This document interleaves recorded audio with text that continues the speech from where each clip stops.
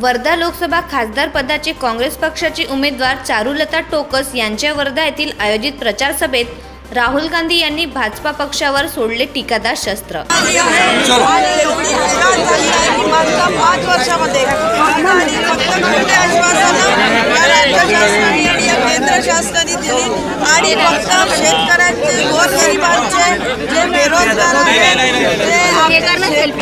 कामगार सगळ्यांची या फक्त सरकारने उडवली आहे।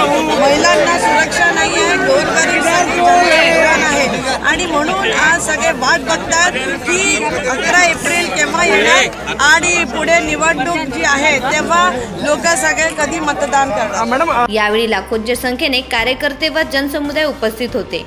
भाजप पक्ष हा सत्ताधारी पक्ष असून सुद्धा वर्धा येथे स्वतः प्रधानमंत्री नरेंद्र मोदी, आर्वी येथे मुख्यमंत्री देवेंद्र फडणवीस, पुलगाव व धामणगाव येथे नितीन गडकरी, वाडोना येथे पंकजा मुंडे व सुधीर मुनगंटीवार, कारंजा व आष्टी येथे सुधीर मुनगंटीवार हे सकाळी उठल्यापासून ते रात्रीपर्यंत प्रचार सभा का घेतात हा मोठा प्रश्न मतदारांच्या समोर उभा आहे। 5 वर्षे सत्ता उपभोगून सुद्धा मतदान मागण्यासाठी भाजपा पक्षातील दिग्गज नेते यांना वर्धा लोकसभा क्षेत्रात वणवण भटकती का करावी लागत आहे याबाबत मतदारांमध्ये चर्चेला उधाण आला आहे। ब्युरो रिपोर्ट, कृषी समृद्धी टीव्ही, वर्धा।